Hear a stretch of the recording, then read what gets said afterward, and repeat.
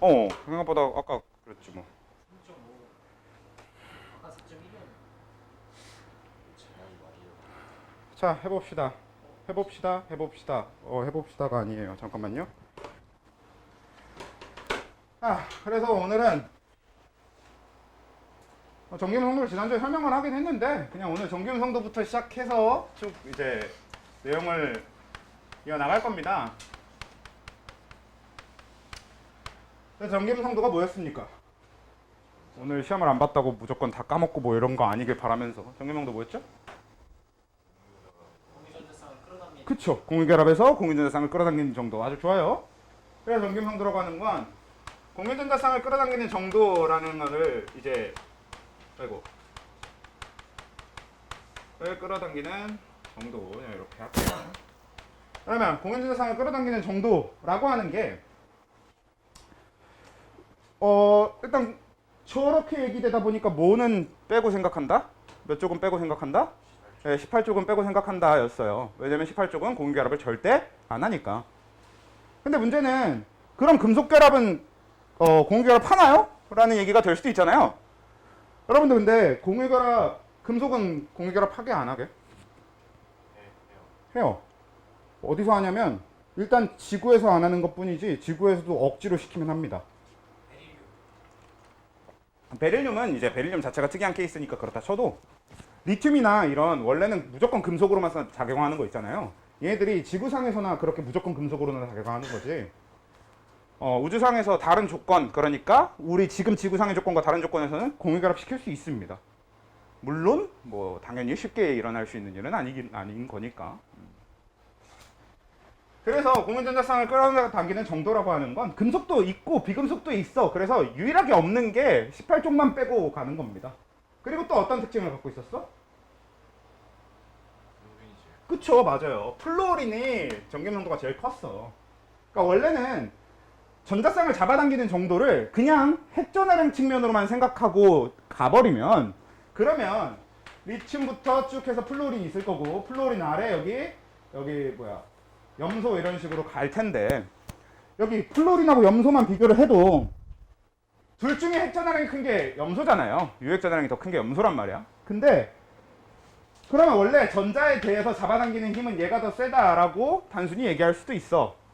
근데 저 공유전자쌍을 잡아당기는 정도, 즉 전기음성도에서는 실제로 이렇게 작용하지 않고 플루오린이 염소보다 더 크더라. 이렇게 작용한다라고 얘기했었죠. 그래서 결론적으로 이제 플루오린이 그냥 무조건 제일 커. 세상에 존재하는 우리가 알고 있는 모든 원소 중에서 전기浓도가 제일 큰 게 플루오린입니다.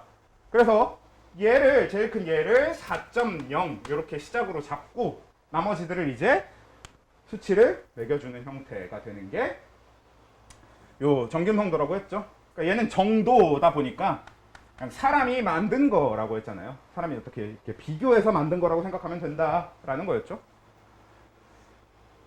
그래서 원래 뭐 지난주에 디테일하게 얘기했던 거는 뭐 실제로는 그렇게 만든 건 아니지만 우린 그렇게 하면 된다 뭐 하면서 이것저것 얘기했었던 건데 일단 지금은 요 정도까지 정리한 상태에서 그럼 우리가 이 전기음성도를 왜 배웠는지를 이제 본격적으로 얘기를 해볼 거예요. 그냥 플루오린이 제일 크고 그래서 플루오린한테 가까울수록 공유전자쌍을 끌어당기는 정도가 강하고 그럼 이게 무슨 얘기로 결국 이어지는지를 봅시다. 자, 여기 산소와 수소가 공유결합을 하고 있다고 쳐봅시다. 예, 그래서 산소와 수소가 공유결합을 하고 있는데 그러면 이 둘의 가운데 있는 공유전자쌍은 정가운데에 있게 되나요? 아니면 어느 쪽으로 치우쳐져 있게 되죠? 산소 쪽으로 치우쳐져 있게 됩니다. 이유는? 산소의 전기음성도가 더 커서 그렇죠. 왜? 산소가 플루오린에 더 가깝잖아. 수소랑 산소 중에서 산소의 전기음성도가 더 커요. 그래서 이제 전자쌍이 이런 쪽으로 이렇게 산소 쪽으로 치우쳐져 있습니다. 근데 여기서 우리가 생각해 봐야 될 게 뭐냐면 그럼 이걸 가운데 이렇게 나눠 봤을 때 그럼 이 전자쌍이 지금 산소 쪽으로 가 있는 거잖아요. 자, 일단 여기서 잠깐 벗어나서 우리가 원자라고 하는 거는 기본적인 원자라고 하는 거는 전기적으로 어때야 되는 거죠? 전기적으로 중성이어야 돼요. 근데 그 전기적으로 중성이라는 게 무슨 뜻이었던 거야? 전자하고 그쵸? 전자수하고 양성자 수가 같아요. 맞아요. 갑자기 얼음이 들어왔어. 원자에서 전자수하고 양성자수가 같으니까 그걸 우리가 정기적으로 중성이라고 표현했던 거란 말이야. 그리고 그게 실제로 겉으로 드러나기에도 어떤 원자 자체는 정기적인 성질을 띠지 않는단 말이죠. 전하를 띠지 않는다. 그래서 이렇게 얘기를 했었는데 지금 이 상태는 얘가 완벽하게 전자를 주고받고 산소도 완벽하게 전자를 주고받고가 아니라 공유결합이니까 나눠 가진 개념인 건 분명하거든요. 근데 결국은 얘가 이쪽으로 당겨져 갔으면 수소 입장에서는 어떤 거야? 전자를 뺏긴 거나 다름없는 상태가 됩니다. 산소는 반대로 전자를 얻은 거나 다름없는 상태가 돼. 그러니까 일반적으로 우리가 생각하는 수소의 반지름 범주 내에는 이미 전자가 없는 상태가 돼버린 거고요. 일반적으로 우리가 생각하는 산소의 범주 안에 전자가 늘어난 상태가 돼버립니다. 그래서 여기서 어떤 현상이 발생하게 되냐?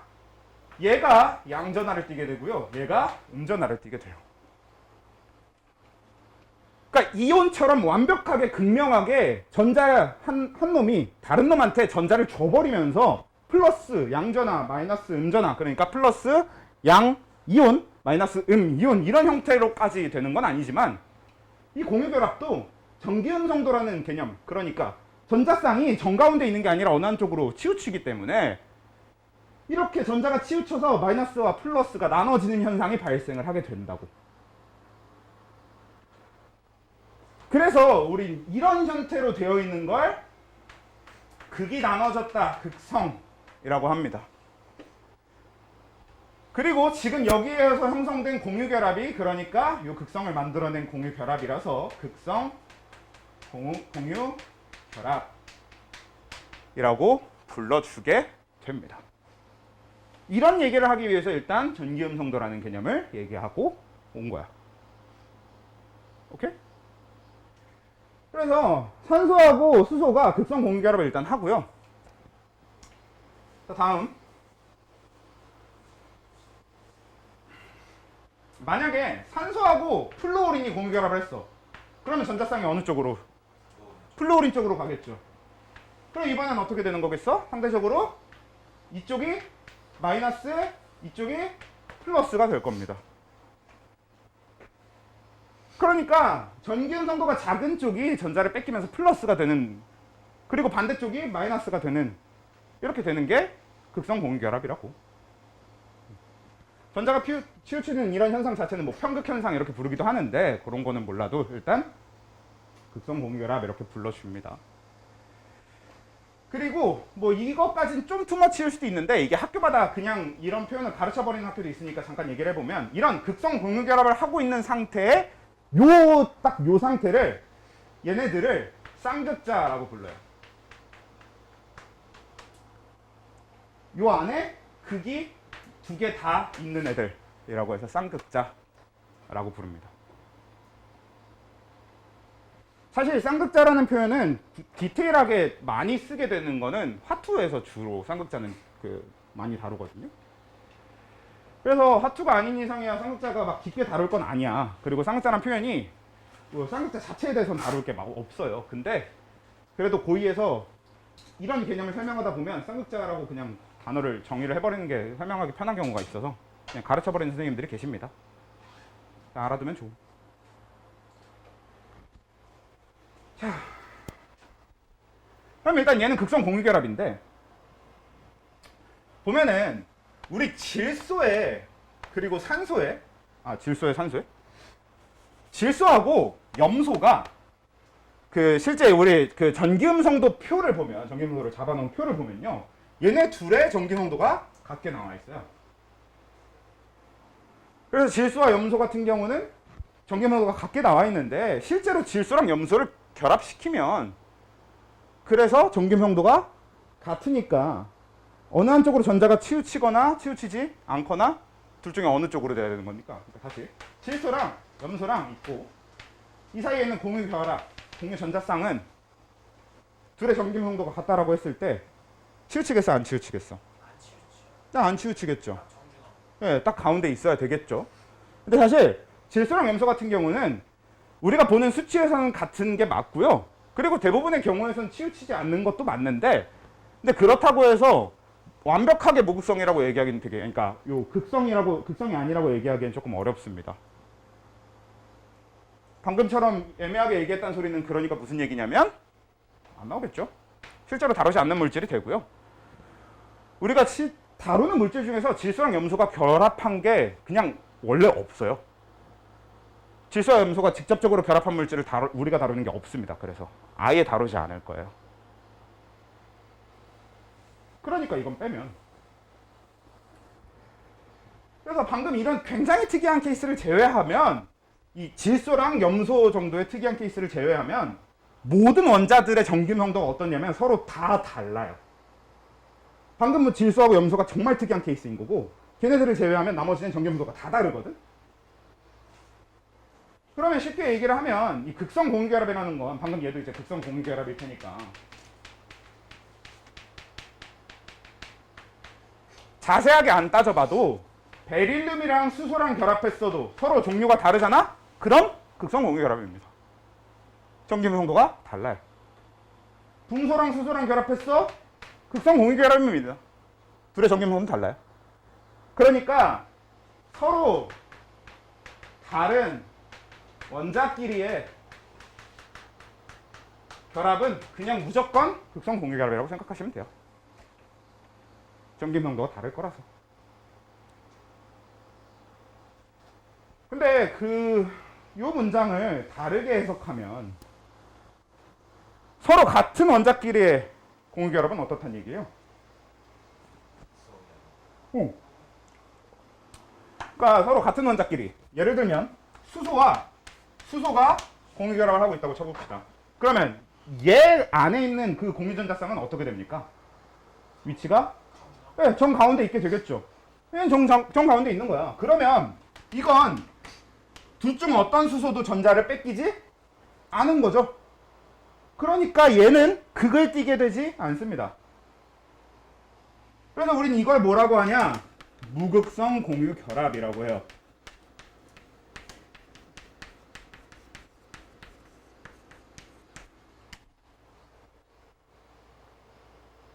근데 어차피 이 무극성 공유결합이라고 하는 건 굉장히 그 경우수 자체가 별로 많지는 않습니다. 우리가 배운 것 중에만 찾아봐도 얘가 지금 H2, 이게 무극성 공유결합이었던 거잖아. 이걸 포함해서 Cl2, 뭐 O2, N2, F2 이러는 것들 있잖아. I2, Br2 이렇게.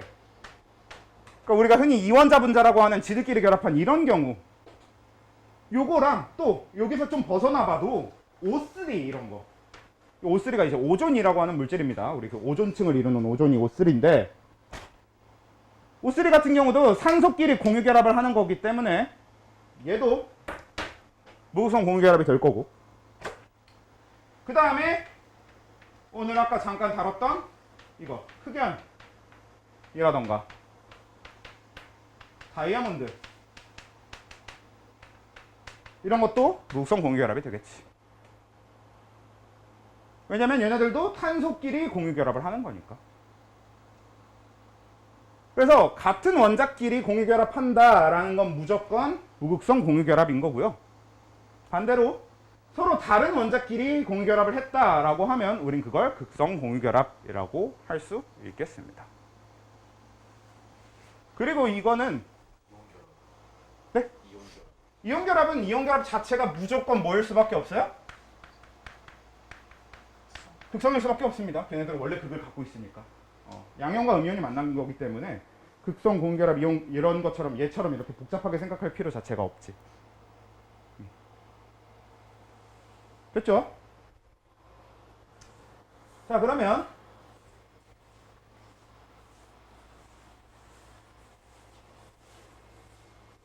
이걸 위에다가 살짝 정리를 해다 봅시다.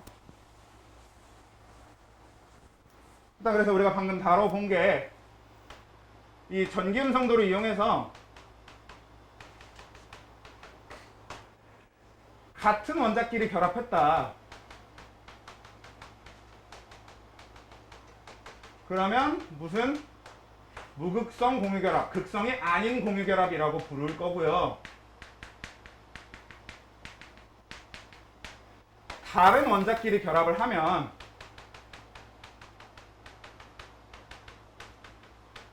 일단 극성 공유결합이라고 불러주게 될 겁니다. 왜? 다른 원자끼리 결합하면 서로 전기 성도가 달라서 전자가 치우쳐지게 되는, 그러니까 극성이 될 테니까, 쌍극자라고 하는 게 만들어질 테니까, 플러스와 마이너스가 아닐 테니까. 일단 여기까지 됐죠? 그지? 그래서 얘는 그러니까 산소랑 수소 아까 요로 치우쳐져서 여기가 마이너스 여기가 플러스에서 극성 공유결합인 거 얘기했었고요. 그리고 뭐 탄소랑 수소랑 공유결합 한다고 했을 땐 얘는 전자쌍이 어떻게 되겠어? 네, 탄소 쪽으로 치우쳐지게 됩니다. 탄소랑 수소랑 비교해보면 탄소가 2.5인가? 정도 되고요. 전기음성도가. 수소가 2.1인가 그래요. 그래서 얘가 탄소 쪽으로 이렇게 치우쳐지게 되겠고요. 그래서 얘도 가운데 기준으로 그럼 이쪽으로 전자가 끌려간 거니까 이쪽이 마이너스, 이쪽이 플러스를 띠게 되는, 아저씨! 극성 공유결합이 됩니다. 됐죠? 그래서 얘를 모아서 만든 물질이 H2O고요. 얘를 모아서 만든 물질이 CH4입니다. 근데 여기서 잠깐 얘기해 볼게. 자, H2O 얘는 전기 흐른다고 했어? 안 흐른다 그랬어? 네, H2O 자체는 전기가 흐르지 않아. 그러니까 부도체입니다. 왜? 왜? 어차피 모든 공유결합 물질은 다 부도체라고 했죠. 그래서 순수한 H2O, 그러니까 H2O라는 것 자체는 뭐 그래요. 전류가 안 흘러요. 좋아요. 그래서 부도체였는데 그 도체 부도체 그쪽 입장 말고 여러분들 그 옛날에 아마 초등학교 뭐 교과서 이런 데 있긴 있을 건데 아니면 중학교 초반 뭐 이런 데 있을 텐데 이렇게 수도꼭지를 틀어서 이렇게 물이 막 일자로 내려오고 있었어. 아마 중학교인 것 같아. 아닌가? 아무튼 여기 옆에다가 마찰전기나 이런 걸 이용해서 플러스 전하를 띤 물체를 가까이 가져가요. 그럼 어떻게 되게? 예, 물이 휘어요. 물이 이쪽으로 이렇게 휘어서 흐릅니다. 그러면 이번에는 어떻게 실험을 해볼 거냐면 똑같이 물이 일자로 이렇게 떨어지고 있었어. 여기다가 이번에는 마이너스 입자를 마이너스 그 전하를 띤 물체를 가까이 가져갔어. 그럼 어떻게 되게? 똑같이 휘어요. 네, 똑같이 휩니다. 똑같이 그냥 끌려와요. 자, 얘가 왜 똑같이 끌려오느냐가 결국 저 극성에 의해서, 극성 공유결합에 의해서 만들어지는 겁니다. 우리 이 H2O를 보면 H2O가 어떻게 생겼냐? 이렇게 생겼어요. 뭐 H2O 뭐 제일 많이 여러분들이 봤을 그림은 여기 산소 이렇게 있고 여기 이렇게 수소가 이런 식으로 붙어 있는 이런 그림 제일 많이 봤을 거 아니에요? 그렇죠? 여기 수소, 여기 산소. 이런 느낌. 네, 그렇죠? 그래서 저런 게 이제 원래 기본적으로 물이 되는 건데 H2O의 구조가 되는데, 근데 얘는 그러니까 여기서 이쪽이 상대적으로 마이너스, 이쪽이 상대적으로 플러스가 된다고 했잖아요. 그러니까 이 결합 기준으로 얘가 마이너스고 얘가 플러스죠. 얘 결합 기준으로 얘가 마이너스고 얘가 플러스지. 그럼 전체적으로 어떤 현상이 발생하냐? 이쪽이 플러스, 이쪽이 마이너스가 돼버립니다.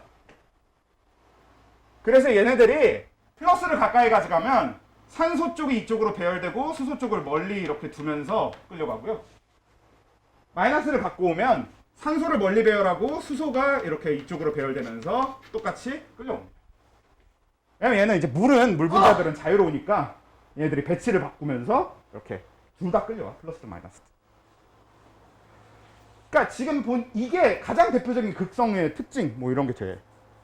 물론 이게 화학적으로 중요한 가치를 갖는 특징이냐는 아니기 때문에 이것보단 다른 데 우린 초점을 맞춰서 얘기하게 되겠지만 아무튼 이런 거 우리가 예전에 다뤘던 이런 거에서 물이 이렇게 휘게 되는 게 지금 얘기할 이런 극성과 관련된 얘기다 라는 겁니다.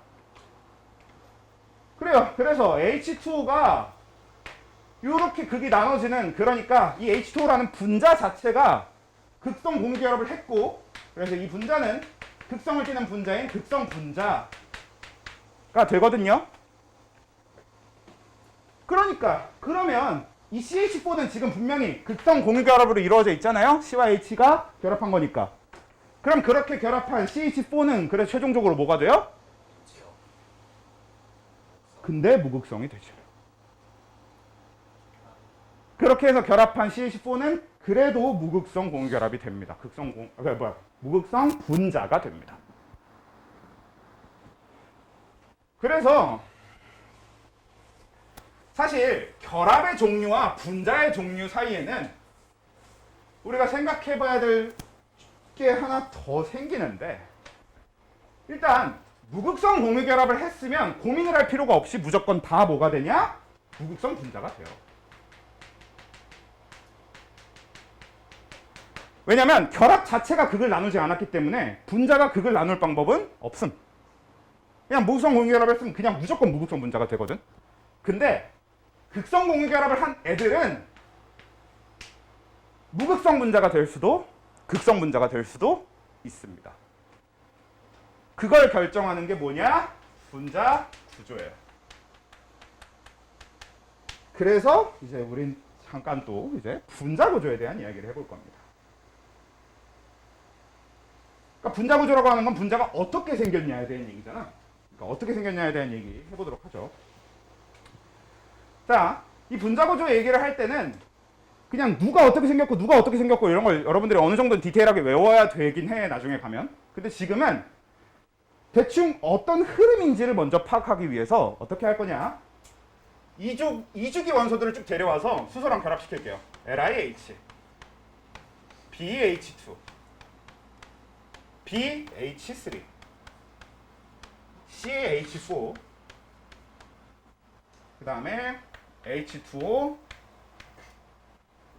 일단 잠깐 지워놓고 HF 이렇게 CH4도 옆으로 옮깁시다. 하기 편하게. 여기다가 CH4, H2O, HF. 지금 얘는 이주기 원소들을 전부 다 수소랑 결합시켰을 때 최종적인 결론이 나오게 되는 건데, 일단 하나씩 차분히 가볼게요. 하나씩 설명을 해보자. 일단 첫 번째 LiH. 자, 얘는 뭡니까? 얘는 이온 결합 물질입니다. 얘는 공유 결합 물질이 아니죠. 얘가 실제로 어떤 이온과 어떤 이온의 결합이냐면 Li 플러스 리튬 이온과 H 마이너스 진정한 의미의 수소 이온과의 이온 결합입니다. 우리가 실제로 저런 물질을 볼 일이 없는데 그래도 가능한 물질인 건 맞아요. 수소 같은 경우는 H 플러스와 H 마이너스 중에 자연 상태에서 이쪽이 존재할 확률이 훨씬 높아서 이쪽으로 대부분 존재할 뿐인 거지, H 마이너스도 만들어집니다. 전자 하나 얻거나 하나 버리거나의 차이니까.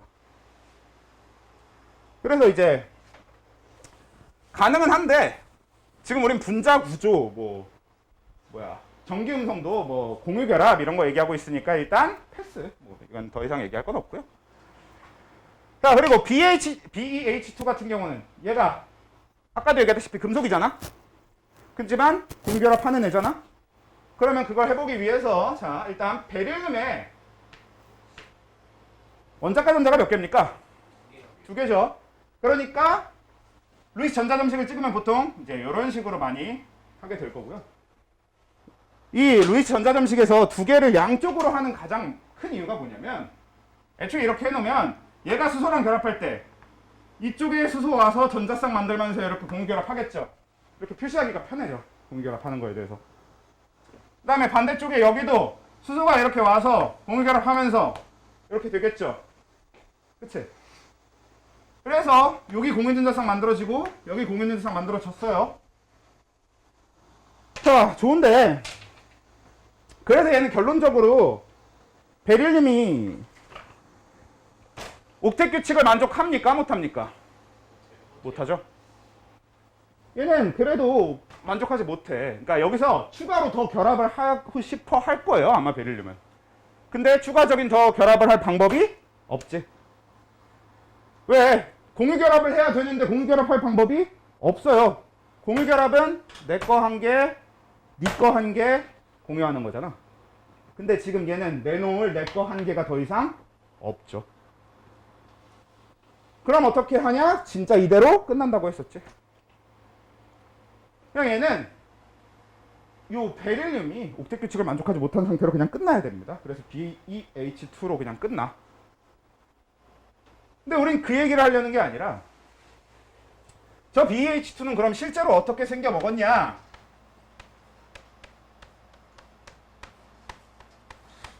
저기 그린 저대로 생겨 먹었습니다. 근데 그 이유에 대해서 좀 얘기를 해봅시다. 실제로 이 베릴륨을 기준으로 수소는 완벽하게 양쪽으로 이렇게 나눠져 있거든? 이유가 뭘까? 수소끼리 반발해. 오? 조금만 표현을 바꾸면 돼. 그러니까 가까워지면 각이 이렇게 좁혀지면 얘네가 반발 딱 해가지고 오, 맞아. 반발을 하는데 수소끼리의 반발이 아닙니다. 전자. 그치. 전자쌍끼리의 반발이야. 그러니까 수소끼리는 얘 수소랑 얘 수소끼리는 반발한다고 보긴 좀 어렵고요. 정확하게 반발하는 건 이 전자쌍과 이 전자쌍의 반발이에요. 그래서 이 전자쌍끼리는 반발합니다. 근데 이건 우리가 알고 있잖아. 그러니까 전자쌍이라고 하는 애들은 서로 스핀 방향이 반대라서 이 쌍을 이룰 때까지 얘네 둘 사이의 반발력은 그렇게 크진 않아. 근데 그럼 얘네 둘의 스핀 방향이 반대, 얘네 둘의 스핀 방향이 반대면 얘와 얘, 이 두 전자쌍을 비교하면 스핀 방향이 같은 전자들이 생기겠지, 무조건. 얘 중에 하나와 얘 중에 하나는 스핀 방향이 같을 거고 나머지 한 개씩도 스핀 방향이 같을 거잖아. 그러니까 얘와 얘 사이의 반발력은 굉장히 크지. 그래서 전자쌍과 전자쌍 사이의 반발력은 엄청나게 큽니다. 그래서 서로 최대한 멀리 존재하려고 해. 우리가 이걸 전자쌍 반발의 원리라고 합니다. 뭐 전자쌍 반발 원리라는 것까지도 말할 것도 없는 게 그냥 아까 말씀하신 대로 서로 밀다 보면 최대한 멀 수밖에 없겠지. 최대한 멀게 존재하겠지. 그래서 이 사이각이 180도가 될 거고 우린 이런 거 이제 결합각이 180도다 이렇게 표현을 하게 되겠죠. 그냥 180도보다 더 커질 수 있잖아요. 200도 이렇게 될 수 있는 거 아니에요? 그러면 위에가 200도가 되면 아래가 줄어드는 거니까. 그렇죠? 아래가 160도로 줄어들어야 되는 거니까 그럴 수 없는 겁니다. 무조건 180도가 돼야 서로 가장 멀 수 있는 거죠. 아이고 그만 졸아라. 자, BH3 봅시다. 자, 그 다음에 붕소 같은 경우는 원자가 전자 몇 개? 세 개. 네, 3개. 그래서 이렇게 해놓고 그럼 얘도 공유결합 해보면 여기 수소 와서 공유결합, 여기 수소 와서 공유결합, 여기 수소 와서 공유결합 이렇게 될 거 아니야. 그러면 붕소는 옥텟 규칙을 만족했어? 안 했어? 못했어요. 못했어. 근데 만족할 방법이 어차피 없어. 공유를 더 하려면 더 내놓을 게 있어야 되는데 본인이 내놓을 게 없잖아. 그래서 일단 저기서 끝납니다. BH3로 일단 끝났어. 그러면 지금 쟤는 최종적으로 전자들의 위치가 저렇게 되면 되는 게 아니고 그럼 어떻게 돼야 됩니까? 그치? 지금 저 상태에서 쟤네들이 전자쌍 반발 원리에 의해서 가장 멀어지면 그게 120도씩이 될 겁니다. 그럼 우린 얘를 뭐라고 어떤 형이라고 부르면 될까? 네, 정삼각형이죠. 그래서 왜 이렇게 하면 정삼각형이잖아. 여기 120도고 여기 120도고 여기 190도 이렇게 결합하게 될 테니까. 근데 우린 이걸 정삼각형이라고까지 표현은 잘 안 하고 평면삼각형 이렇게 표현합니다.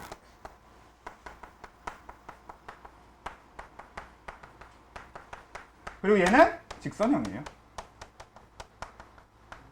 그냥 말 그대로 직선이지. 180도. 됐죠? 자, 다음 탄소. 자, 탄소 내려왔어. 자, 탄소는 원자가 분자수 몇 개? 4개. 그래서 루이스 전자점식 찍으면 이렇게 되는 거죠. 그래서 수소 데려와 갖고 하나씩 공유결합 시키면 여기 전자쌍, 여기 전자쌍, 여기 전자쌍, 여기 전자쌍이 되겠죠. 그러면 일단 쟤는 옥텟 규칙을 만족했죠. 그래서 쟤는 일단 옥텟 규칙을 드디어 만족을 했어요. 그리고 또 저기서도 전자쌍 반발의 원리에서 서로 가장 멀어야 되겠네요. 그러면 쟤는 서로 가장 멀 때 어떻게 돼요? 아니 그 정사면체. 그렇죠. 자, 우리가 기본적인 형태로는 이렇게 그리는 게 맞습니다. 실제로 이렇게 보통 많이 그려요. 근데 이거는 우리가 이해하기 편하거나 보기 편하게 하려고 저렇게 그리는 거지, 실제로는 90도, 90도, 90도, 90도 정사각형이 아니라 다른 형태로 존재할 수 있습니다. 왜? 그치. 얘는 지금 우리가 평면을 그려놨으니까 평면에서 제일 멀 방법은 이게 전부인 거 맞습니다. 근데 이건 평면, 그러니까 이 칠판이 2차원이라서 그런 거지. 실제로 저 물질이 존재하는 공간은 공간이죠, 공간. 그러니까 3차원, 우리 세계, 이 세계에 존재하는 거잖아. 그래서 얘를 입체로 데리고 나오면 90도보다 더 멀어질 방법이 있죠. 그래서 두 개의 점은 무조건 한 직선 위에 있다. 세 개의 점은 한 평면 위에 있다. 네 개의 점은 한 공간 위에 있다. 아무튼, 자, 그래서 그러니까 어떻게 하면 더 멀어질 수 있냐. 그러니까 평면상에서야 이렇게 하면 더 멀잖아. 이거 하려고 갖고 온 겁니다. 그래서 이렇게 하면 제일 먼데, 입체로 데리고 나오면 잠시만요. 네, 이런 느낌이죠. 잘 안 된다. 힘들어 죽겠다. 손이 내 마음대로 안 움직여. 그래, 이런 느낌이 되겠죠. 그렇지? 이런 느낌이 되면은 90도보다 서로 더 멀어질 수 있는 거 맞잖아. 왜? 아, 이거 끼우는 거 어려워서. 네, 이렇게 되는 거겠죠. 그래서 이런 식의 느낌으로 되는 거니까 이렇게. 그래서 이걸 이제 그려보면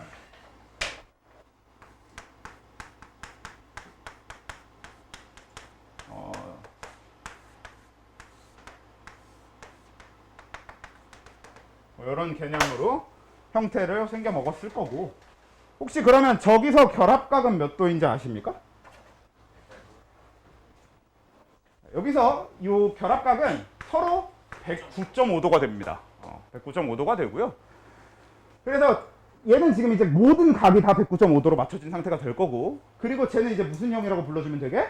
정사면체요? 오케이, 정사면체형이 됩니다. 피라미드형 이런 거 있잖아요. 뭐 피라미드형 같은 경우는 없고요. 없어요. 삼각뿔형이 있죠. 이 다음에 바로 나올 거니까 어차피 뭐. 그러네. 뭐가 하나 빠졌다 싶었더니 빠졌구나. 어차피 근데 지워가면서 해야 되겠네요. 공간이 모자라서. 됐죠?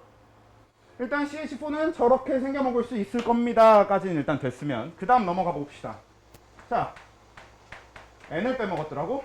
자, 질소 데려와서 수소랑 결합시키면 NH3가 될 겁니다. 일단 얘는 보면 질소는 루이스 전자점식 찍어보면 원자가 전자 몇 개? 5개니까. 그래서 아이씨, 불안해 죽겠네. 켜져 있는데 바가 안 올라가.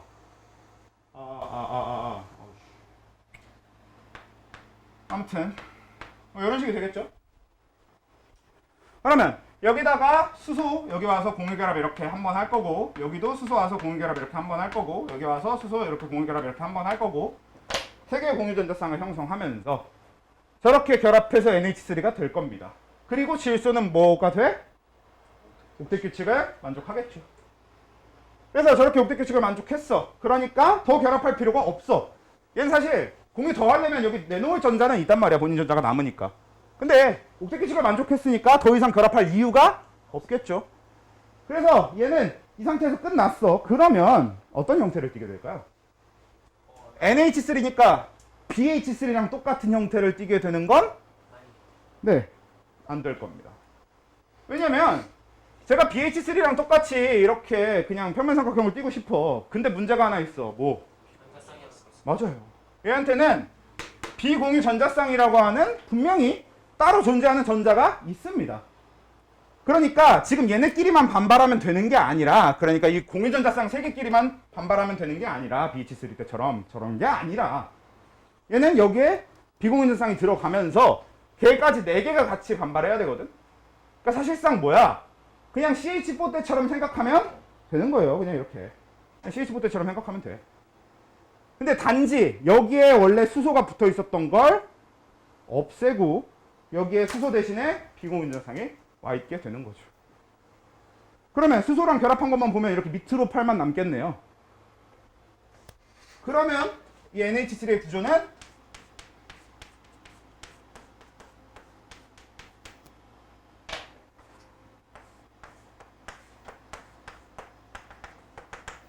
그림 실력이 개떡 같지만 그래도 얼추 보이죠? 네.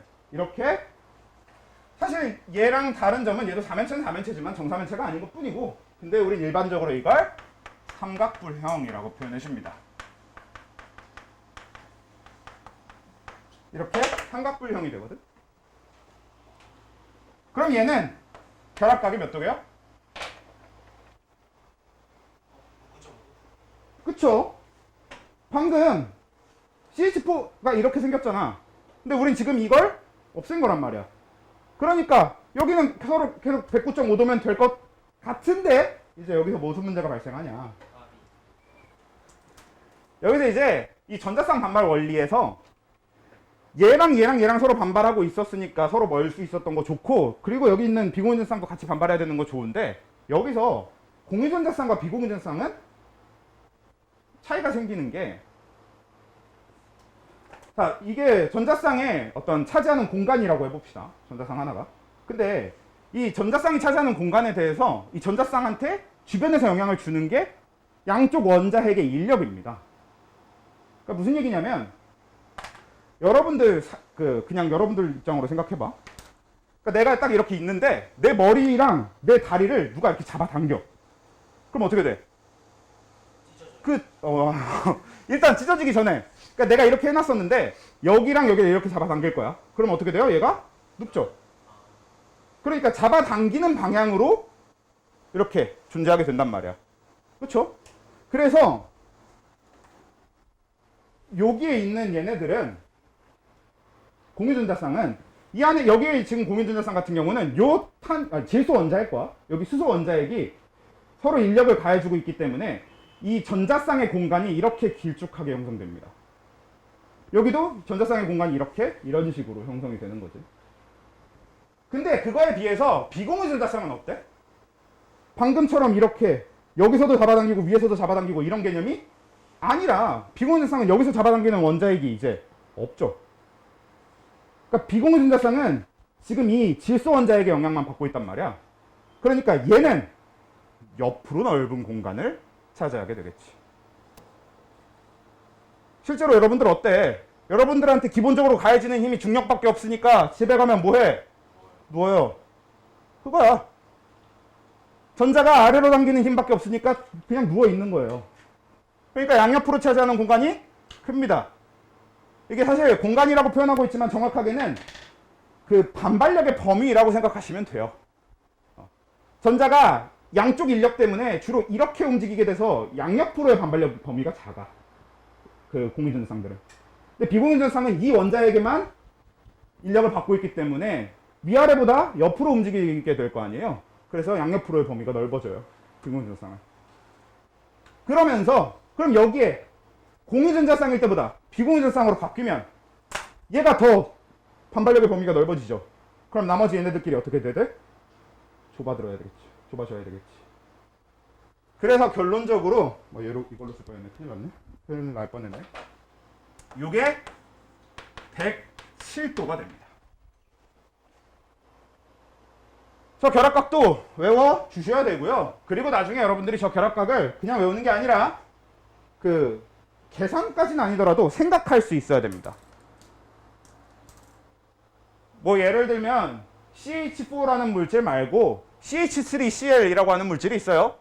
그러면 그 물질의 결합각은 어떻게 되고 이런 거 계산하실 수 있어야 돼요. HCCl의 결합각은 어떻고 HCH의 결합각은 어때지고 이런 거 계산할 수 있어야 됩니다.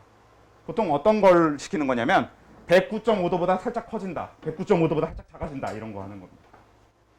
뭐 그런 건 뭐 디테일한 건 나중에 하는 거지만 일단 외워주고 왜 그렇게 되는지 생각해보고 이런 게 중요한 거예요. 그러니까 이해하고 외우는 게 중요한 거니까. 자, 그 다음 넘어가면 이제 H2O로 넘어가면 되겠죠. 얘는 그냥 점 찍고 저런 거 이제 그만하고 그냥 바로 해보면 그냥 어떻게 된 거냐면 CH4에서 이거 하나 떼고 B02로 바꿔서 이렇게 된 게 NH3였죠. 그럼 H2O는 이제 여기서 뭐 하면 돼? 하나 더 세요. 하나 더 떼고 B02로 한 번 더 바꿔주면 되겠죠. 그러면 이 사이의 범위는 어떻게 돼? 그렇죠. 이 각은 더 좁아지겠지.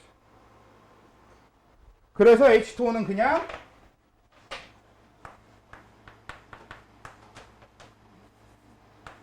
이런 식으로 그려주게 되는 거고, 그러면 여기 사이의 각도가 104.5도가 됩니다. 또 2.5도 줄어들어. 네, 그쵸. 그래서 2.5도씩 그냥 줄어들기 때문에 여기는 그냥 그렇게 외우시면 돼요. 얘네는 외워야 돼? 이거 외울 필요 없잖아요, 이거는. 이거 120도, 이거 180도는 여러분들이 그래도 그냥 어느 정도 그냥 알고 있을 테니까, 쟤는 안 외워도 되니까 얘네들은 109.5도 정도만 외워놓고 2.5도씩 줄어듦 이렇게 하든가, 반대로 104.5도 정도만 외워놓고 2.5도씩 늘어남 이렇게 하면 되는 거지. 그래서 저게 H2O의 결합각이 되는 겁니다. 자, 그 다음에 마지막 HF 같은 경우는 그냥 이거니까 얘기할 것도 없음. 결합각도 없음. 일단 됐죠? 그래서 이런 식으로 이제 분자구조가 흘러갈 겁니다. 지금 이걸 물질이 아무리 복잡해져도 각 부분을 잘라서 여기서 했던 걸 그대로 적용시켜주면 돼요. 모든 거에. 그건 이제 우리 앞으로 계속 많이 연습할 겁니다. 네, 요거 이름을 안 했으니까 요거 무슨 형이라고 하냐면 요걸 구분형이라고 합니다. 얘는 형태나 각도를 안 물어봐요. 왜냐면 지금 결합팔이 요거 하나라서 결합팔끼리의 각도를 봐야 되는데 그런 게 없잖아. 그래서 얘는 안 물어보겠지만 만약에 물어보면 직선형이라고 대답하면 됩니다. 직선상에 두 원자가 있으니까. 자, 이렇게 됐는데 일단 분자 구조 얘기를 끝내고 나서 다시 돌아와서 여기서 이제 무슨 얘기를 해볼 거냐. 자, 요걸 볼게요. 여기에다 이제 정김성도 얘기를 결합을 시켜봅시다. BH2는 뺍시다. 여기부터 할게요. BH3 여기부터. 그럼 여기는 전자가, 그러니까 여기 이 결합을 기준으로 했을 때 붕소와 요 수소 중에서 누가 전기명도가 더 커요? 네, 붕소가 커요. 그러면 이쪽이 상대적으로 마이너스, 이쪽이 상대적으로 플러스. 여기서는 그렇게 돼. 그리고 여기서도 어떻게 돼? 여기서 똑같이 여기 플러스, 여기 마이너스 이런 식이 되겠죠. 여기서도 똑같이 여기 플러스, 여기 마이너스가 되잖아요. 여기서 이제 한 가지 생각해 봐야 될 게, 저기 플러스 마이너스가 생겼거든? 그러면 저긴 뭐가 만들어지게?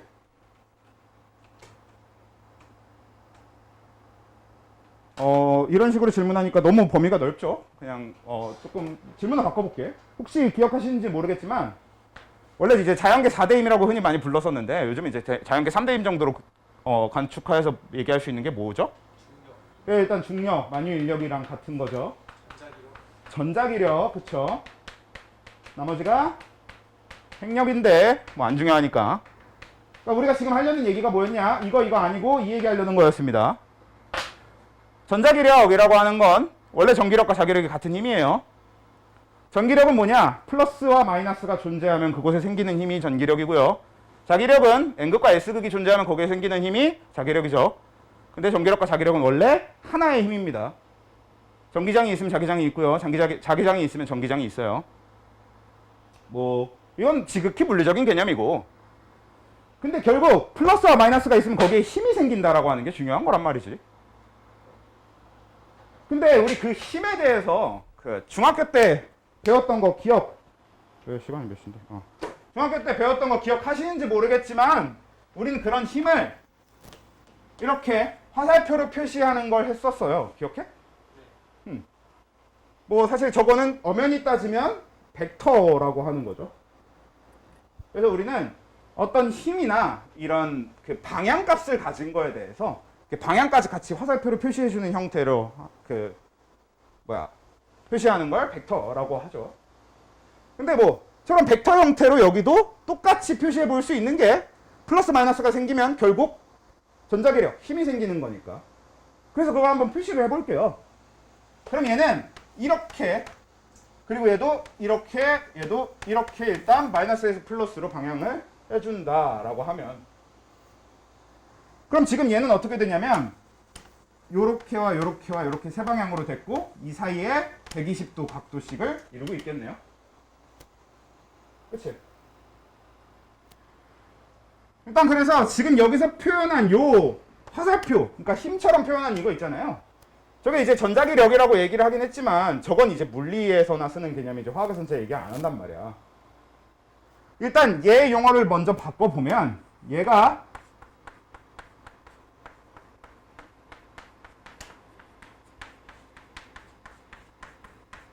라고 하는 겁니다. 쌍극자 모멘트. 자, 이게 뭐냐면 아까 극성 공유결합을 하면 전자의 치우침이 생기고 그러면 그 입자를 쌍극자라고 부른다라고 했잖아요. 그러니까 H와 O가 결합을 했고 거기 극성 공유결합이니까 그 HO 딱 그 결합 상태 있죠. 걔가 쌍극자입니다. 그 HO라고 하는 쌍극자가 최종적으로 H2O를 이루는 거고, 그리고 그 H2O라고 하는 물질은 최종적으로 극성 분자가 되는 거고, 이렇게 약간 관계가 되는 개념인데, 그 쌍극자라고 하는 게 결국 지금 이 H하고 B도 결국 이거 나머지 떼고 생각하면 얘네들 둘만 보면 쌍극자란 말이야. 그래서 이 쌍극자의 모멘트 해서 쌍극자 모멘트가 되는 건데, 이건 결국 저런 전자기력의 같은 힘, 전자가 얼마나 치우쳐져 있나를 표시하게 될 거고요. 그리고 그건 결국 이 쌍극자 모멘트의 크기가 어떻게 결정된다라는 걸 얘기하냐면 전기 음성도 차이에 의해 결정됩니다.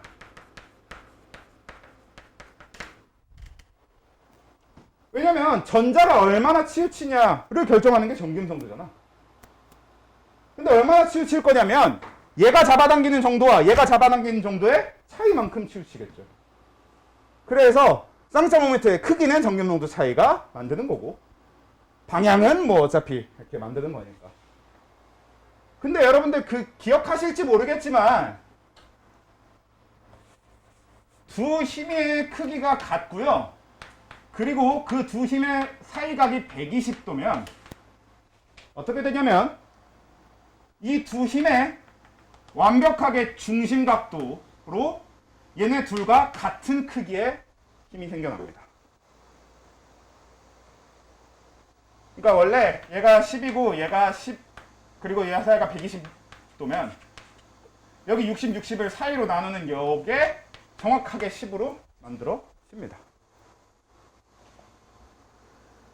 저걸 이해하고 있으면 그냥 좋다 이건데 뭐 기억 못해도 상관없고 그냥 그걸 여기다 지금 적용시켜서 생각만 해보면 됩니다. 그러면 자 이거 쌍극자 모멘트가 얘가 여기서 여기로 전자 치우치는 정도 여기서 전자 치우치는 정도 이렇게 나눠 봤을 때 그게 사이 120도를 이루고 같은 크기로 존재하는 거죠. 전기음성도 차이는 다 같잖아. 여기도 BH고 여기도 BH고 하니까 여기 전기음성도 다 같고 여기 전기음성도 다 같잖아. 그러니까 얘네 둘을 합치면 결국 얘네 각각의 크기와 똑같은 게 이쪽 방향으로 만들어진다. 그러면 얘와 얘가 어떻게 돼? 크기가 같고 방향이 반대가 되죠. 그리고 크기가 같고 방향이 반대인 힘 두 개가 한 물질에 작용하면 그 물질이 받는 힘은 0입니다. 그치? 우리가 힘의 합력은 0 이런 식으로 많이 표현하는 거죠. 힘의 평형 뭐 이런 식으로도 표현하고요. 그래서 최종적으로 이 BH3에는 실제 쌍극자는 있지만 최종적으로 무극성 분자가 되는 겁니다. 왜냐면 얘네들이 전부 합쳐서 0이 돼버리는 바람에 이 물질 자체가 전자의 치우침이 안 나타나요. 치우치려고 하는 방향과 이 각도까지 합쳤을 때 이 벡터 값의 합이 0이 돼버려서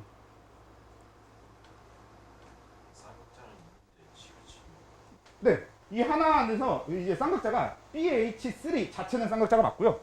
아니 BH 자체는 쌍극자가 맞고요. 얘도 BH 여기 쌍극자, 요거 쌍극자 맞는데, 그러니까 그냥 극성 공유결합을 기준으로 했을 때 그 극성 공유결합을 이루고 있는 원자까지만 해서 보면 되는 게 쌍극자예요. 그리고 그 쌍극자들은 각각의 모멘트를 갖고 있는 겁니다. 근데 그걸 모아서 분자로 갔을 때 그 쌍극자들의 모멘트를 다 더했더니 최종적으로 0이 되잖아? 그럼 분자 전체에는 전자의 치우침이 나타나지 않는 겁니다. 고르게 분포해버리게 되는 거지, 실제로 전자가 그냥. 그러면서 쌍극자 모멘트 합이 그러니까 0이 되면서 무극성 분자가 돼요.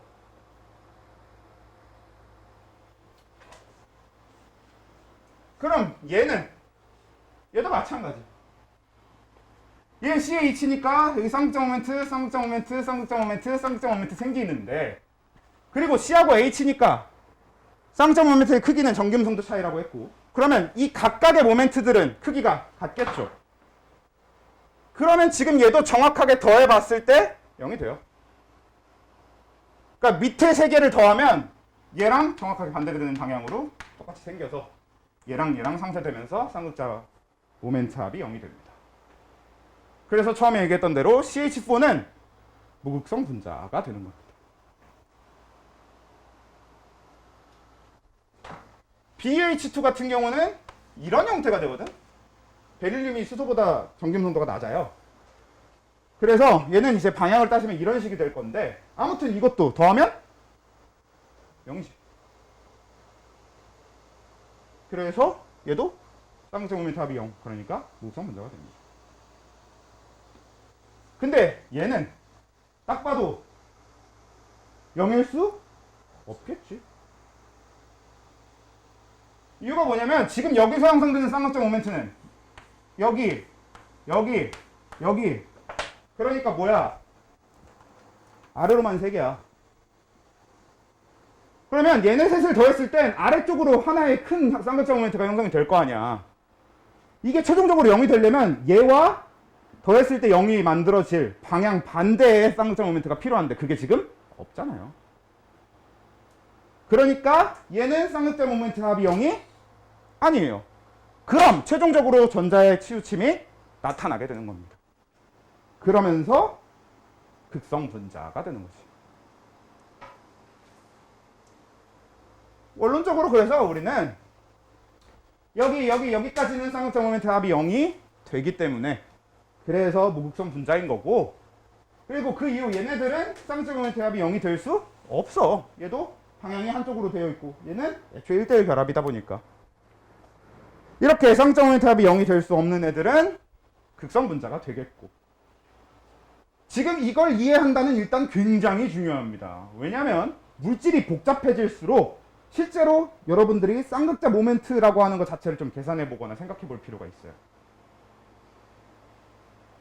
막 진짜 숫자 계산까지 하면서 구할 필요는 없지만 그래도 어느 정도 계산, 그러니까 간단하게 좀 간략하게 계산해 보면서 생각해 볼 필요가 있는 것들이 좀 있습니다. 물질이 복잡해질수록. 근데 우선적으로 일단 그래서 여기다가 정리를 해놔보면 원래 CH4 지우면 안 되는데 위치가 너무 안 좋았어. 어쩔 수 없이 지웠고요. 그래서 이걸 좀 나눠보면 다시 일단 극성 공유결합을 했어. 그러면 그 극성 공유결합을 한 상태 자체로 쌍극자 모멘트라는 게 생기는 거였죠. 쌍극자니까. 근데 그 쌍극자 모멘트는 뭐 방향이라고 하는 건 결국 그냥 이 원자들의 배치 방향을 결정해 주는 걸 거고, 그리고 그 크기는 정김성도 차이가 결정하게 될 텐데, 그래서 그 쌍극자 모멘트의 합이 0이 되면 그냥 무조건 무극성 분자 해주고 끝내주면 돼요. 그리고 쌍극자 모멘트 합이 0이 아니면 무조건 극성 분자 해주고 끝내면 되거든. 근데 일단 쌍극자 모멘트 합이라고 하는 거에 대해서 잘 이해하고 어느 정도는 계산해 볼 수 있겠다 싶어야 되는 건 맞지만 그래도 우리가 이걸 일일이 계산하고 있기에는 실제로는 좀 짜증나고 어려우니까. 참고로 이렇게 입체 구조로 가면 되게 계산하기 힘들어지잖아요. 너네 요거 아까 CH4 그려놨을 때 109.5도짜리 막 벡터 이런 거 계산 못하니까. 근데 이거 쌍극적 모멘트 합 계산할 때는 입체 구조 아닌 상태로 그냥 해도 얼추 맞습니다. 그러니까 CH4를 단면 구조로 그렸을 때, 그러니까 평면 구조로 그렸을 때 이런 식으로 제일 많이 그린단 말이지. 이 상태로 그냥 쌍모합 구하면 돼요. 그러면 상수잖아. 그래서 0 됩니다. 그냥. 실제로 평면상에서 구해도 거의 다 맞아요. 그러니까 실제 입체 구조에도 평면상에서 구해도 얼추 맞습니다. 그래서 그냥 어떻게든 보면 되는 거긴 하지만 좀 쉽게 판단하는 방법이 하나 있는데 보면 BeH2, BH3, CH4 얘네들은 극성 공유결합을 했고 쌍극자 모멘트가 나타나긴 하지만 그 합이 0이 되면서 무극성 분자가 됐던 애들이고 옆에 여기다가는 이제 NH3, H2, HF 얘네들 정리해 놓을 건데 HF는 일단 빼도 상관없고 그러면 얘네들이 극성 분자, 무극성 분자, 얘네들이 극성 분자가 됐거든요.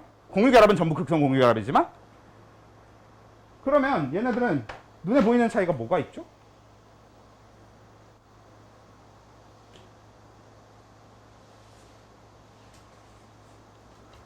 뭐 옥텟 규칙을 만족하냐 아니냐만 얘기를 하기에는 얘네들은 만족하지 않는 거 맞고 얘네들 만족하는 거 맞는데 문제는 얘도 만족한다는 사실이겠죠.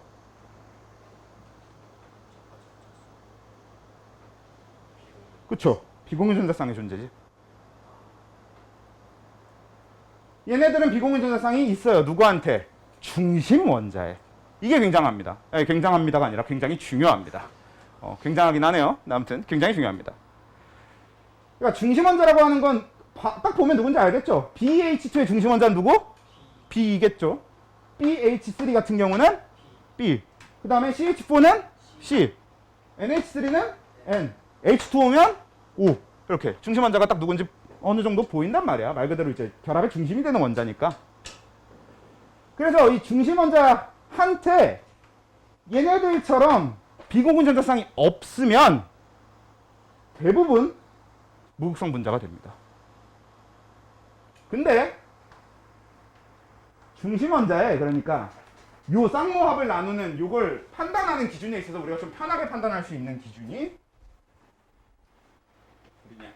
편하게 판단할 수 있는 기준이 중심 원자에 비공유전자쌍이 있으면 무조건 극성 분자가 돼요.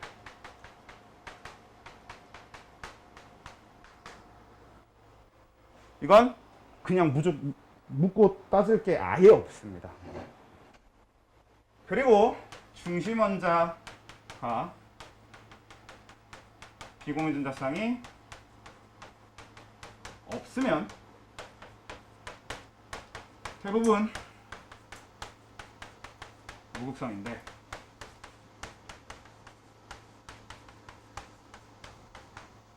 저렇게 표시했던 소리는 무슨 얘기?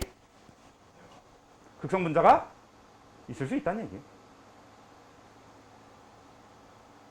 그래서 중심 원자에 저 비공유전자쌍이 없으면 대부분 무극성 분자인 건 맞아요. 근데 그래도 극성일 수 있는데 그게 뭐가 있는지 잠깐 예를 몇 가지 들어보면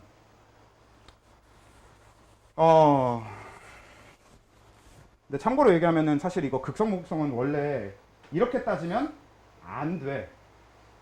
세상에 절대적인 극성 분자라고 하는 건 없고요. 세상에 절대적인 무극성 분자라는 건 더더욱 없습니다. 원래 극성은 누가 더 크고 누가 더 작냐의 개념만 존재해요.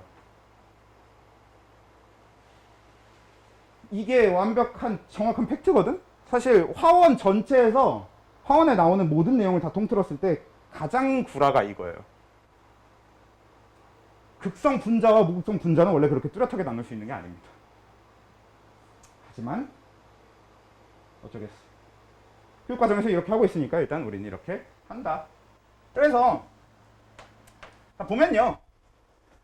여기서 이제 그 CH4 아까 그려봤으니까 요거 일단 보면요. 얘는 이제 쌍쌍 모멘트 합이 0이 되는 걸 아까 확인도 해봤고. 그러니까 당연히 중심원자의 비공유 준상도 없고요. 탄소한테 비공유는 없으니까. 그래서 얘 무극성 분자로 결론이 나오고요. 우리 오늘 시험에 있었던 거 이거 CCl4. 요거 이름 되게 쉽죠? 사염화탄소입니다. 염화가 4개 붙어 있는 탄소예요. 그래서 사염화탄소인데 이 사염화탄소도 무극성 분자입니다. 근데 중심원자에 비공유상이 없어. 탄소인데 이렇게 되면 그쵸? 이렇게 되면 이제 뭐냐? 밑에 3개는 다 CL이야. 그럼 얘네끼리 더해서 하나가 생기겠죠. 근데 위에가 수소야. 그러면 밑에 생긴 거랑 얘랑 합쳐서 0 돼, 안 돼? 안 되잖아. 그러니까 쌍마합이 0이 안 되겠죠. 이렇게 중심원자의 비공유상이 없는 경우에 무극성 분자가 되려면 이렇게 주변 원자가 이 중심원자랑 결합한 주변 원자가 모두 다 같지 않을 때가 됩니다. 마찬가지로 CH2, Cl2 이런 것도 있거든요. 이거 뭐냐면 하나 더 바꾸면 됩니다. 이렇게. 이것도 여전히 극성 문제. 합이 0이 안 되고. 하나 더 가면 뭐야? CH, Cl3도 돼요. 아, 이게 이거네? 네. CH3Cl도 돼요. 그러면 뭐야? 하나 더 수소로 바꾸면 되거든? 이것도 쌍모합이 0이 되지? 아이고. 않을 거 아니야. 그치? 그리고 완벽하게 이것까지 다 H로 바꿨을 때 쌍모합이 다시 0이 될 거고. 그래서 결국은 이 상태에서도 무조건 무극성 분자라고 일단 생각해 버려도 돼. 왜냐면 여러분들이 이 정도 예외는 되게 쉽게 생각해 놓을 수 있잖아. 가운데 탄소, 그래. 비공유자상 없어. 근데 주변에 결합한 게 서로 달라. 그러면 무극성 분자, 극성 분자네. 근데 주변에 결합한 게 다 똑같아. 그러면 무극성 분자. 이런 식으로 가버리면 된단 말이야. 대표적으로 CO2 같은 경우도 탄소를 중심에 놓고 산소, 그러니까 얘 비공유자상 없고 같은 거 결합했으니까 무극성 이렇게 해버리면 됩니다.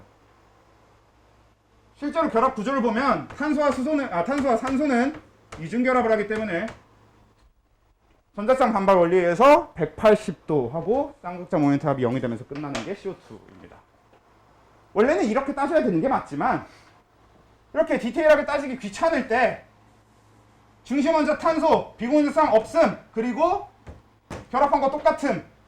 그럼 극성. 무극성. 미안합니다. 무극성. 이렇게 되는 거지. 반대로 만약에 여기가 산소가 아니라 황 이런 게 와서 결합했다고 쳐. 그러면 극성이 되겠죠. 서로 다른 게 결합했으니까. 그냥 같은 게 결합했냐 다른 게 결합했냐만 보면 돼. 그래서 오늘 우리가 시험 본 것 중에서 HCN이라는 물질이 있었어요. 네, 사이아나수소라고 하는 애죠. 생 중심 원자가 탄소가 되고요. 그리고 탄소 비공유자상 없죠. 탄소는 비공유자상 없는데 양쪽에 결합한 게 같아 달라? 달라. 그럼 뭐야? 극성 분자. 이렇게 그냥 하면 된다는 거죠. 그죠? 그래서 기본적으로 이렇게 딱 해주면 돼요. 근데 이제 문제는 저것조차도 물질이 복잡해지기 시작하면 무조건 성립하지도 않습니다. 근데 이제 그거는 예외를 추가해가는 상황에 있는 거잖아요. 그건 이제 우리가 앞으로 추가해 나가면 되니까 지금은 그냥 여기서 더 이상 예외 없음 해놓고 외워두시고 일단 지나가면 되겠지. 예외는 앞으로 연습하면서 추가해 나가면 되니까.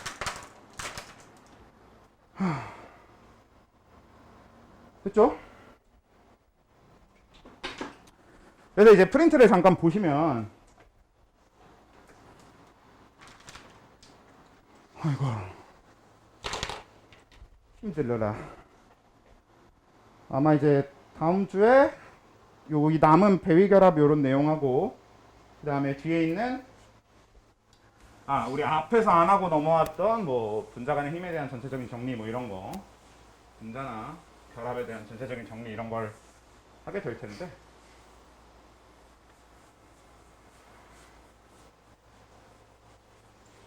오늘 힘드니까 여기서 이제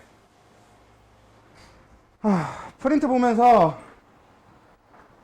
정리만 하고 마무리합시다. 그 답지 프린트를 봐야 될 겁니다. 오늘 드린 시험지에는 없는 부분일 거예요. 그럼 봅시다. 일단 오늘 한 내용이 그러니까 오늘 시험 본 게 거기 공유결합까지였으니까 전기음성도 여기서부터 시험을 본 거일 거예요. 그쵸? 시험을 본 게 아니라 오늘 진도를 나간 거라고 보면 될 것 같고, 그러면 이제 처음에 전기음성도 공유결합한 원자가 어쩌고 이거는 쭉 나온 대로 그대로고요. 뭐 크게 다른 내용은 없으니까. 근데 거기 예를 보시면 산소 뭐 3.5, Cl 뭐 3.0, 질소 3.0, 탄소 2.5, 뭐 중소 2.0 뭐 이런 식으로 쭉 되어 있긴 되어 있단 말이야. 사실 저는 개인적으로 이걸 외우는 거에 대해서 아까 얘기했다시피 별로 라고 생각해요. 다 외울 필요는 없다고는 생각은 했는데, 그래서 얘는 뭐 틀린다고 해서 제 시험을 보거나 그러진 않을 것 같은데, 외우려면 외우시고 안 외우려면 안 외우시고 뭐 별 상관은 없을 것 같긴 합니다. 근데 보면 막 엄청 외울 것도 있지도 않은 게, 자, 플루오린 4.0, 산소 3.5, 질소 3.0, 탄소 2.5, 붕소 2.0이거든요. 뭡니까? 0.5씩 줄어들죠. 지금 2주기 원소 내에서 작아지면 작아질수록 그냥 같은 만큼 줄어들잖아. 그러니까 딱히 외울 게 별로 많진 않아. 그리고 그러니까 그냥 플루오린, 산소, 질소, 탄소, 붕소 여기까지 0.5씩 줄어든다, 벨륨까지 0.5씩 줄어든다 라고 해놓고 나면 결국 수소 2.1, 염소 3.0 이 정도만 외우면 여기 있는 건 일단 다 외운 거잖아. 그리고 딱 요 정도까지는 뭐 외우려면 외울 수 있는 거라고 생각하고요. 이 이상 더 이상 외우는 건 저는 뭐 거기까지는 이제 더더욱 쓸모없다고 생각하긴 합니다만, 아무튼 그건 이제 나중에 니들이 시간 남고 외우려면 외워도 됩니다. 근데 이번 중간고사는 화학은 하다 보면 결국 전기음성도 이런 거 막 남은 것도 다 외우고 있고 그럴 거예요. 할 게 그렇게 많지 않은 단원이라. 그 다음에 이제 결합의 극성 해서 여기 극성 공유결합 어쩌고 이것도 다 얘기한 거, 쌍극자 모멘트도 얘기한 거, 전기음성도 차이를 벡터로 표현한 것, 말 그대로 벡터라고 하는 건 방향값을 포함한, 그러니까 화살표로 이렇게 표현하는 개념이었던 거고. 아니요, 정확하게는 마이너스에서 플러스인지 플러스에서 마이너스인지 저는 방향이 정확하게 기억이 안 나긴 하거든요. 근데 사실 방향이 그렇게 중요하지도 않기도 해서 어디였더라? 마이너스에서 플러스가 맞았던 걸로 기억을 하는 것 같아요. 그러면 마이너스에서 플러스이려면 전기음도가 낮은 쪽으로가 맞긴 하겠네요. 근데 반대일 수도 있어요. 이거는 한번 그냥 책 한번 확인해 보면 확인할 수 있을 테니까 그건 확인해 보시고 다음 넘어가서, 그 다음에 이제 쌍극자 모멘트 합이 0이면 이제 편극 현상이 일어나지 않게 되고, 그래서 무극성 분자가 되고요. 쌍극자 모멘트 합이 0이 아니면 편극 현상이 일어나고요. 그게 극성 분자가 된다라고 하는 겁니다. 편극 현상이 이제 극성이라고 하는 걸 만드는, 그러니까 극이 치우치게 되는 게 편극 현상이고요. 전자가 치우치면서 이제 극이 나눠지는 게 편극이라고 하고, 그 다음에 이제 분자 구조할 때는 전자쌍 반발 이론에 의해서 결정된다.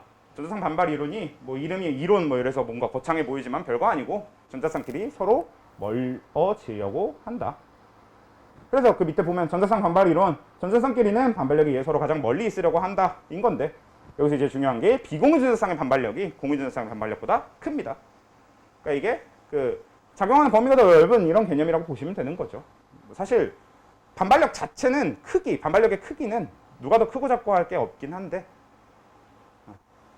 그냥 그 범위 약간 그런 개념이긴 합니다만 뭐 그렇고요. 그 다음에 극성 분자, 무극성 분자. 극성 분자는 요게 이제 극성 분자와 무극성 분자의 특징이에요. 요거는 다음 주에 시간 내서 조금 더 디테일한 설명을 하게 될 거긴 한데, 그래도 일단 읽으면서 얼추 그냥 읽어보면 알만한 내용이라서, 극성 분자는 극성 용매에 잘 용해되고, 그러니까 극성끼리는 잘 섞이고요. 또 무극성 분자는 무극성 용매에 잘 용해되며, 그러니까 무극성끼리는 또 무극성끼리만 잘 섞입니다. 그래서 극성과 무극성이 안 섞이는데 이게 물과 기름입니다. 기름은 무극성 분자, 물은 극성 분자라서 서로 안 섞이는 거거든. 자, 이렇게 되는 거고요. 그 다음에 극성 분자와 무극성 분자는 서로 잘 섞이지 않는다. 이렇게 되는 거고. 그리고 극성 분자는 부분적인 전하를 가져서 정전기적 인력이 있지. 그러니까 이게 무슨 얘기? 그러니까 극성 분자라고 하는 거는 쌍모합이 0이 안 되면서 아무튼 어느 한쪽은 플러스 어느 한쪽은 마이너스를 띠게 된단 말이지. 그래서 이렇게 극성 분자들끼리 상호작용할 때 플러스와 마이너스 사이에 뭐? 이런 정전기적 인력, 그러니까 전기적인 힘이 생겨요. 근데 무극성 분자는 이런 플러스 마이너스가 생기지 않으니까 얘네들은 이런 정기적 인력이 생겨 안 생겨? 안 생기죠. 그래도 기본적으로 얘네들은 이 정전기적 인력 빼고도 분자가 된 힘이라고 하는 그 자체적인 힘들이 있거든요. 아마 표현 정도는 배울 수도 있어서 얘기를 해보자면 이걸 이제 반데르발스의 힘이라고 해요. 다른 표현으로 이제 분산력이라고도 하는데 이거 하투 개념인데 뭐 아무튼 반데르발스 힘 정도는 학교 선생님들 중에서 가끔씩 그냥 표현 정도는 설명하는 분들도 있더라고요. 그러니까 이게 뭐냐면 그냥 분자들이라면 다 공통적으로 갖고 있는 힘이라고 생각하시면 돼요. 그래서 원래 이거는 극성이든 무극성이든 다 갖고 있는데 극성은 이제 그 반데르발스의 힘에다가 플러스 마이너스 정전기적 인력까지 추가가 되니까 그럼 얘는 이제 뭐가 됨? 더 강하게 서로를 잡아당기게 됩니다. 그래서 이 극성 분자의 인력이 무극성 분자끼리의 인력보다 강해. 그리고 그 결과가 어떻게 나타나냐면 뒤에 얘기한 그 뒤에 바로 적혀있는 대로 끓는 점과 녹는 점이 높다가 됩니다. 지들끼리 세게 잡아당기고 있으니까 그 잡아당기고 있는 걸 끊는 건 그만큼 힘들겠지. 그러니까 극성 분자들끼리 붙어있는 걸 떼어내는 게 그만큼 어려운 거고 무극성 분자 붙어있는 걸 떼어내는 건 그만큼 쉬운 겁니다. 자, 그런 개념이 되는 거고 네, 그 밑에 있는 것까지 하고요. 그 밑에 있는 그 표 거기 지금 보면 공유전자쌍, 비공유전자쌍 이거는 다 했어. 거기 표에 있는 내용 보면 읽어보시면 다 했으니까 그 채우는 것까지 할 거고 그 밑에 있는 배기결합, 확장대 우택규칙 안 했으니까 다음 주에 할 건데 그리고 그거랑 방금 얘기한 이 끓는 점, 녹는 점과 관련해서 그러니까 저 분산력 저런 힘까지도 같이 관련하고 사실 여기에 대해서 할 얘기가 꽤 있는데 그게 이제 다음 주에 할 내용이 되겠고 그 정도랑 여기 남은 배위결합하고 확장된 우택규칙만 하면 3단원 내용은 끝입니다. 네, 다음 주에면 3단원 내용은 끝나요. 실제로 3단원 내용은 여기까지만 하면 끝입니다. 그래서 시험도 거기 배위결합 전까지만 볼 거고요. 그렇게 하고 오늘은 여기서 마무리를 하면 되겠고 여기 지금 생명